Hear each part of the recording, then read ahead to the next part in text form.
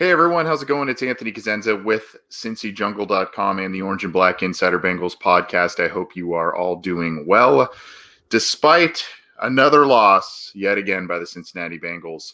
A lot to get to. I'll try and get to some comments and or questions you all may have. I'm sure there's a lot on Bengals fans' minds at this point in time.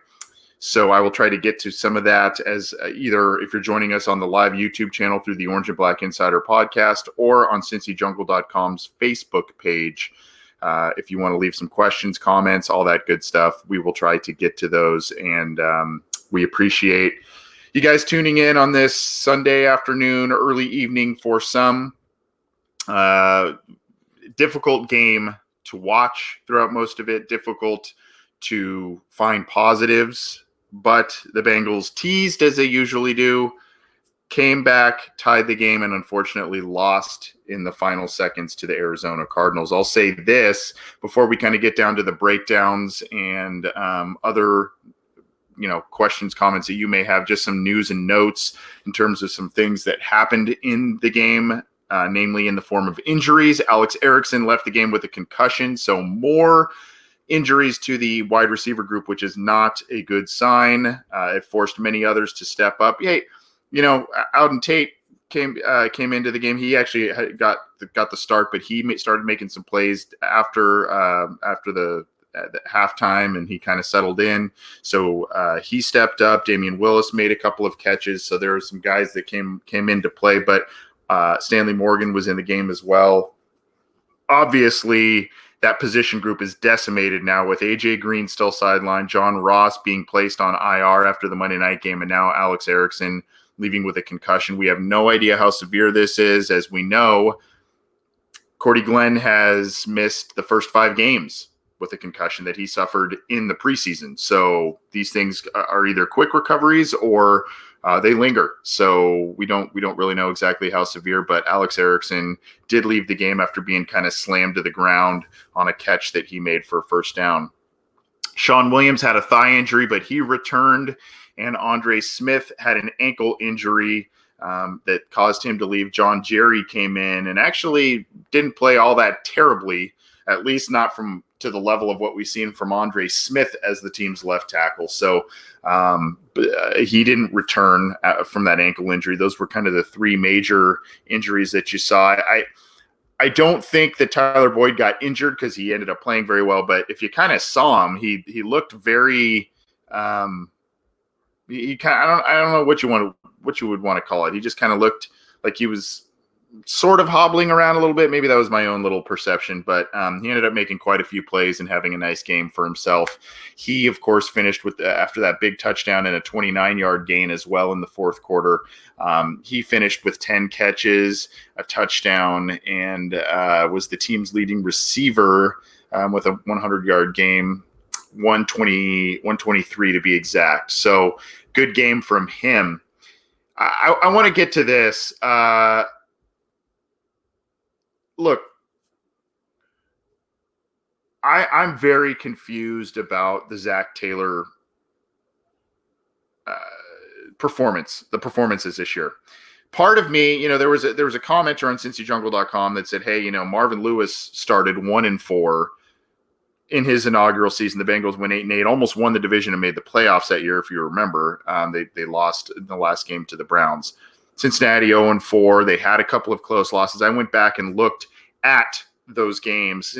The one win was against Cleveland in terms of Marvin Lewis's first year, and the 4 other losses, aside from an opening day, I think it was 30-10 to the Broncos. There was a last-second loss to the Raiders, who were just coming off the Super Bowl appearance the year before. There were 2 other close losses. I think it was in the division. So, I mean, for the most part, the Bengals were kind of right there, and they had the win at that point in terms of going into Week 6. Right now, Cincinnati is 0-5. They have 2 blowout losses. This could have been a blowout. The Bengals, you got to give them credit, they fought back. But, I mean, Arizona let them hang around by their own missed opportunities, and the Bengals missed opportunity after missed opportunity, a ton of mental mistakes. Just bad. And when the plays are there, whether it's Andy Dalton or whoever else, they're just not being made.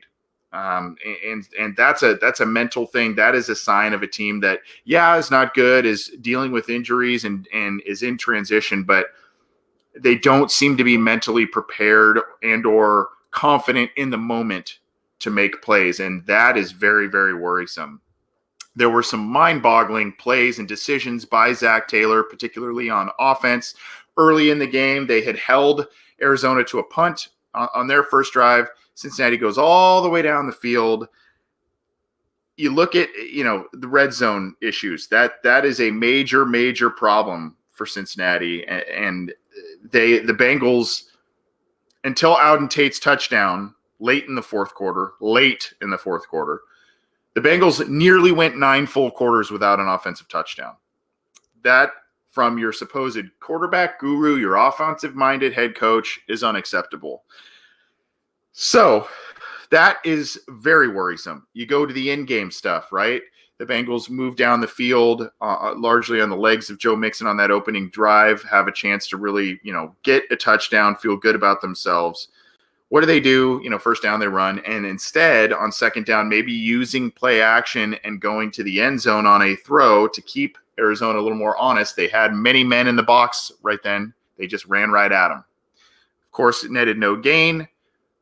Third down, here's what I don't understand. Yes, the Tate drop was terrible, and that's part of his roller coaster day. And one of those missed opportunities, that obviously it's a physical thing, but that's a mental mistake. That's a concentration lapse that hit him right in the hands, took his eyes off it, was more eager to get into the end zone than to make the catch and then get into the end zone. So I kind of consider that a mental mistake. But what bothered me about that is your receiving core is decimated with injury. And this is before Alex Erickson's injury, but still no AJ Green, no John Ross. You've got some issues at wide receiver. Third down, real short, third and goal. You're going to throw the ball. What do? You take out Tyler Eifert, arguably your best red zone weapon on the team. You sub him out, and then you throw the ball to a pretty inexperienced wide receiver who should have made the catch but did not. It's these kinds of decisions that make you scratch your head. Obviously, the one in the third quarter, let's rewind. After that, fourth and goal from the Arizona 4 or 5 yard line, you would think, hey, you know what? Just go for it. You're 0-4. You've got why not? If you don't get it, you're not losing at the time. You have Arizona in poor field position. Why not go for it? Try and really make a statement. Instead, they kick the field goal. Okay, so they get points. Later, the Bengals, in their own territory, decide to go for it at their own 42.5 yard line on a 4th and half a yard. And instead of just kind of lining right up and going for it right up the gut, maybe even a quarterback sneak, just quick snap, dive forward, they go in the shotgun and do a read option type of play, which was doomed from the get-go. When you need real short yardage, you want a quick snap, and you want to just get the ball and go upfield. That was that type of scenario that was designed for a quarterback sneak. If you are to go, that's a high-risk area in terms of it being on your side of the field. If you're going to do that, you want to use a high percentage play. That was not a high percentage play. That was not a high percentage formation. And even if you were trying to sell the Cardinals defense that, hey, we're in shotgun, we might be passing, again, no AJ Green. At that point, no Alex Erickson, no John Ross. That wasn't a very good sale of an idea. And, these are the types of things when you lose games and you look back at these types of coaching decisions, these are the types of things that have and make veteran players on a bad football team not buy into Zach Taylor. Now, we heard from Tom Brenneman, Mr. Cincinnati, who was calling the game for Fox, and Chris Spielman, another Ohio guy. They were saying, this team is really buying into Zach Taylor, and this practice was lively this week, even after the big beatdown from Pittsburgh. That may be, but 0-5 is 0-5, and in-game decisions, poor in-game decisions by Zach Taylor, can have an effect on a team. I don't know if that is currently happening, but do not be surprised if you start seeing some more poor body language, some guys not being as excited to be on the field, some more quote unquote business decisions being made in terms of taking or delivering hits. That's the type of thing that comes with a season going down this road. And unfortunately now the Bengals are 0-5. It's now really, I mean, I'm seeing comments here in our live YouTube chat and in the live Facebook, 4-12, you know, this is where this is headed. You know, not where you would hope to have been right now. Now, maybe some of us had some kind of pie in the sky hopes for this team in terms of this could be a competitive team. They may even make a playoff push in what still looks like a very weak AFC North, guys. The Baltimore Ravens, they've got one, you know, they were 2-2. I think they're 3-2 now. They barely beat the Steelers in Pittsburgh with an undrafted free agent relieving Mason Rudolph. Okay.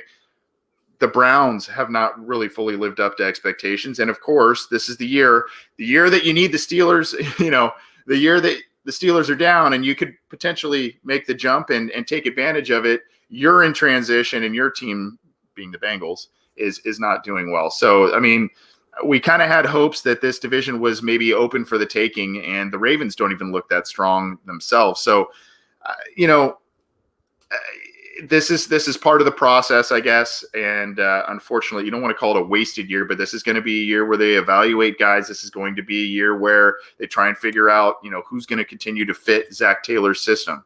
Now, I'm seeing a lot of stuff here. Andrew Greer, Dalton needs to be benched. Andrew Greer, and in the live YouTube chat, you know, I'm seeing a lot of other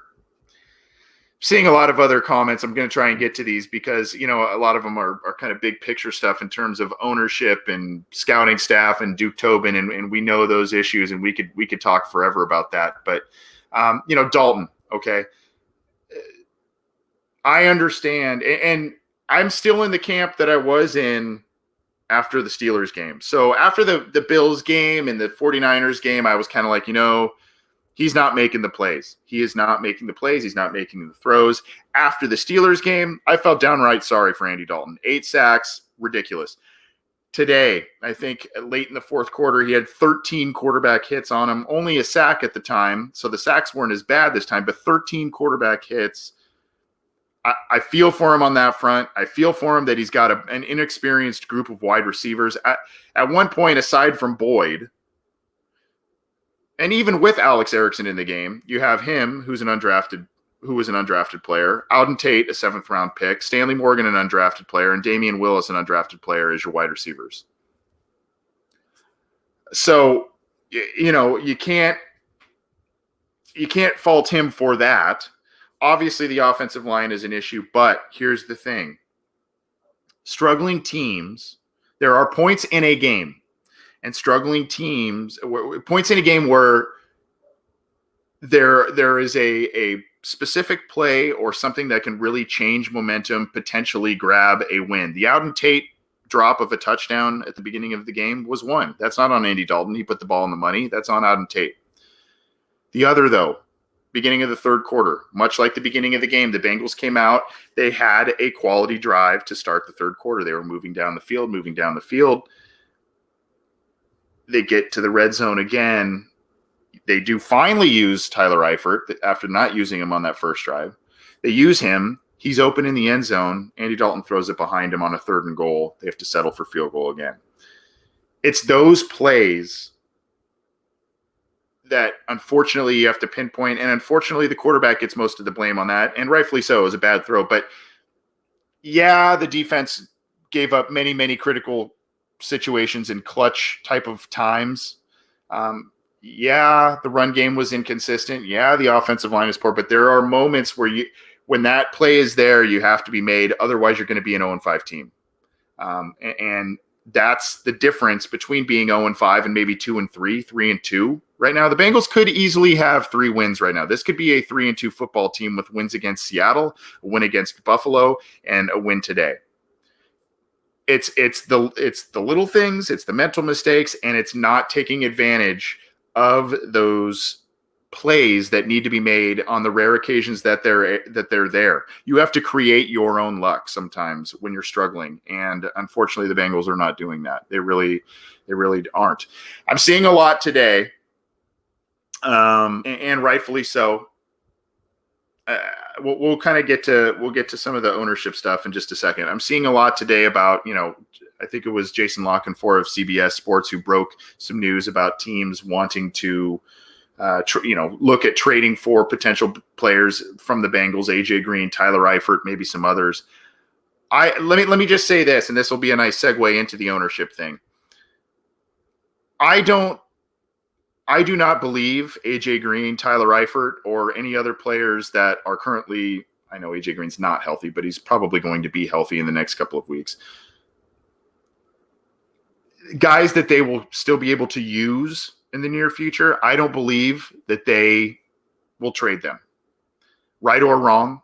I'm not saying it's a good move or a bad move. I'm just saying I don't believe that from what I've seen from this franchise. And why I feel that way is think about the players who the Bengals have traded away in recent years. Okay. They're either guys that have badmouthed their way out of the organization. They're guys whose play have completely declined or have made it known that they do not want to be in Bengals or will not play for the Bengals anymore. You can look to Chad Johnson. He was a malcontent after 2010. The Bengals dealt him to New England. Carson Palmer quit on the team in the 2011 offseason. The Bengals let him rot all the way up until the trade deadline, until they got this crazy deal that nobody else in their right minds would have given them aside from the Raiders. They dealt him. Okay. You look back to Keith Rivers. Keith Rivers was a former pick who, former top 10 pick, had injuries. He kind of had some rumblings of an attitude problem, wanted out of Cincinnati, gone. You go back to Carl Pickens, you go back to Corey Dillon. The reason why these guys were dealt is because they wanted out. AJ Green has said nothing but glowing things about Cincinnati and wants to stay there. Tyler Eifert has said the same. He loves Cincinnati. That's why he keeps signing these deals with them. Now, granted, he's been injured, so maybe the market hasn't been as strong for him the past couple of years, but he seems to like the Bengals. He seems to like Cincinnati and has wanted to stay here. So these are guys that want to be here, and I think Mike Brown, in his eyes, staying with the Bengals is a reward. So he rewards these guys, and you may see a contract extension for AJ Green. I don't know. He would have to come back, play well, remain healthy, I would think. But I do not – usually Mike Brown trades guys when his hand is forced by these guys in terms of them wanting out of Cincinnati. That's why I don't really see an AJ Green, a Tyler Eifert being dealt, nor do I really see teams giving up first-round picks for a guy who had ankle surgery right before the season and a guy who's had a number of injury issues, at the tight end spot. So that's, again, I'm not advocating to trade them. I'm not advocating to not trade them. I'm just saying from what I've seen, and I've seen a number of things over the years with this Bengals team and in this ownership, I don't know that the Bengals would do that. I really don't think that the Bengals are looking to trade those guys. And if you are going to draft a quarterback next year, most likely, if you're thinking front office mindset, most likely, if they think AJ Green still has a number of years in front of him that can be productive, he can be at least a near Pro Bowl player. You have Tyler Boyd, who is a near Pro Bowl wide receiver. Probably what their plan is, hey, let's get another quarterback. Let's let Jonah Williams come back. Let's let potentially Cordy Glenn come back. Let's get some more offensive line pieces. Let's bring back AJ Green. We have Tyler Boyd. Let's do that and give the new quarterback those tools. Maybe that's their plan. I don't know, but I've seen a lot from this franchise, and I'm a little hesitant to say, yeah, they're going to trade him. They're going to trade him. This is a very conservative franchise in the way it's run. They have only dealt guys that are usually malcontents in terms of trades before the season is done. That's how I've seen it. I'm going to be here for a few more minutes. I'm Anthony Cosenza with CincyJungle.com and the Orange and Black Insider Bengals podcast. You can grab our podcast as well as a myriad of others that have joined the SB Nation Cincy Jungle podcast channel with us. You can get that stuff on iTunes, on Stitcher, on Spotify, and Google Play. You can get our stuff on our YouTube channel as well as everything on CincyJungle.com. So appreciate you guys tuning in. I know a lot of times this isn't the funnest type of stuff to talk about, right? 0-5, nobody really likes to talk about it, but at the same time, I guess we can commiserate. I guess we can vent, and I guess we can, I guess I don't know. I guess we can sit here and complain about what was seen. Now, in terms of just kind of going back to today's game a little bit, in terms of I don't know. Some people may take positives out of today. I suppose you can do that. The other, just going back again to Zach Taylor, some of the game plan stuff, the play calling, all of that. One of the things that bothered me as well is, this 2-minute offense seems to be working for them. And they scored two touchdowns in a matter of minutes at the final to tie it up at the end of the game. Even with one of the drives not really showing much urgency. You would think, hey, at least mix that in once in a while. If your offense is being stagnant, which the Bengals, as I mentioned, it was almost 9 full quarters before they had scored a touchdown. If your offense is stagnant, being in this huddle type of offense, and you're kind of plodding along, mix that in for a drive. Mix that 2-minute offense in for a drive. Go no huddle. Keep a defense on its heels. You would think this guy that has this innovative offensive mind would be open to doing that. For some reason, the Bengals have not do that. The other thing that bothers me about Zach Taylor and what we've seen in terms of week to week, and a lot of regression from a lot of players, really, but I don't know. And granted, I guess the team was a little bit healthier against Seattle, but my thing is that at the Seattle game, there were flea flickers, there were end arounds, there were all these kind of tricky plays, and it really kept the Seattle defense on its heels. Whereas none of that stuff now is non-existent. So I don't know why that's gone away. I mean, I know the offensive line has issues, but they were able to run it against Seattle. They were able to do that stuff against Seattle with success. I don't really know where the creativity went after just a handful of weeks. Now, I'm seeing a ton of stuff, and I'm sorry I'm not individually calling out everybody here, but there are, a lot of people. Sean Leonard in the Facebook chat says Zach Taylor has no energy, and the lack of calls to help Dalton is a joke. Yeah, I mean, that's hard to disagree with there. I'm seeing a lot of stuff in both the live YouTube chat and the Facebook comments about, you really think there's a plan, LOL, in terms of a management plan? Do you really think that the Bengals are thinking that far ahead? I mean, I'm not in that front office, so I don't know. I would like to think that there is some semblance of a plan. I would like to think that they have some idea as to, hey, we didn't want to tell everybody this, but we kind of knew that this was going to be a struggle this year. This was going to be a rebuild year, even though we didn't sell it as such. So maybe, this was expected, and they have a plan for the next offseason. My thing is, and I've said this for those of you who have listened to me for a number of years and read my stuff, if you're going to almost solely rely on the draft, you have to have the best, the preeminent scouting staff. The Bengals have one of the smallest in the league. If you're going to truly build a well-rounded roster, you have to get at least mid-tier guys, the occasional mid-tier starters to high-tier starters in free agency. Or if guys don't want to come here, then you trade for them. If you think that they can immediately impact your team and turn things around. So this team needs to be aggressive. And, my hope was that Zach Taylor would kind of carry a little bit of a baton from Marvin Lewis. Marvin Lewis came in here and kind of force some changes. And they may have been, minimal changes, but they were changes that the team needed to make in order to be run like a modern franchise. They still are behind the times in a number of different areas, but my hope was that Zach Taylor, being the young, kind of aggressive go-getter guy, he would kind of grab that baton and force Mike Brown to pay more for, get more outside free agents, do more in the draft, move up a little bit. And, that at least one off season in, that was not really the case. So I don't know if Taylor is a little too gun shy as a new first time head coach and young guy, and didn't want to kind of create waves with ownership right away. But and granted, it took Marvin over a course of 16 years to kind of build, and he built up equity within the organization to be able to cause those changes. But my point remains that,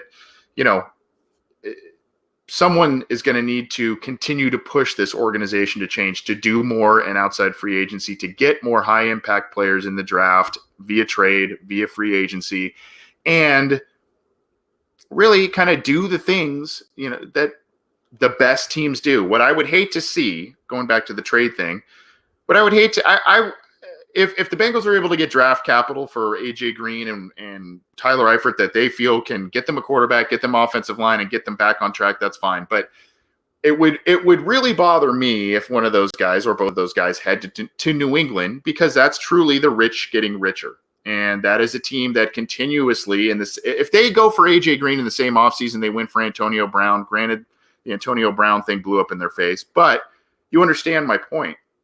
If they go get AJ Green in the same offseason where they're like, yeah, we'll take Antonio Brown. Yeah, we'll do Josh, because that's a team that is doing what they can to keep that window open for Tom Brady, who's now, 40, 41 years old, or however old he is, to keep that championship window open for that team.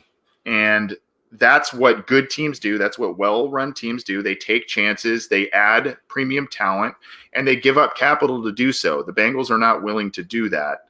I'm seeing a lot of questions and comments about, the plan. What is the plan? What are they doing? Are they tanking? All that kind of stuff. And I don't know. Aaron Felix, you wrote six succinct words, and it was, I don't think it's the coach. I don't think it's the coach either. The coach situation is usually a symptom of a bigger problem, which is ownership, front office, all of that. We know the misses in the draft class and everything that comes with that. So yes, I agree. However, there are points where Zach Taylor looks like he's a bit over his skis in terms of game planning and all kinds of different things. Guys, this has been a rough one again. The Bengals fall to 0-5. This, really kind of shades of 2002, kind of shades of 99, 98, whatever. It's not looking very good. And I don't have true suggestions in terms of, what should we do to prompt change from management. I mean, there hasn't been an answer to that. I mean, management is what it is, and the owners are who they are. I've met the owner personally. He's a nice man, but that was brief when I met him, and I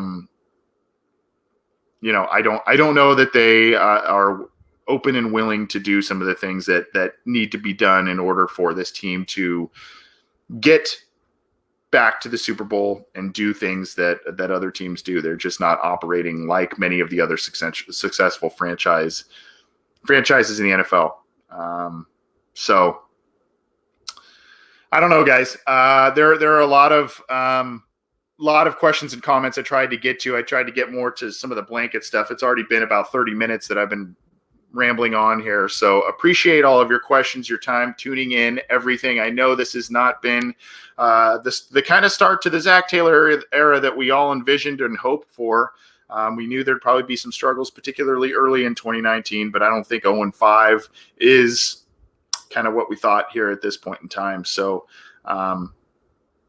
I hope that some of you, if you're tuning into this, if you went to the game on Sunday, I hope you at least had a good time.